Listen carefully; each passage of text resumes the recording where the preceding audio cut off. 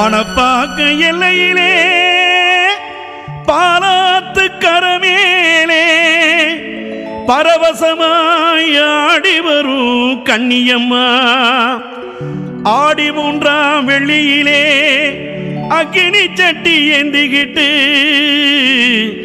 ஆடி வர ஓடி வர கண்ணியம்மா.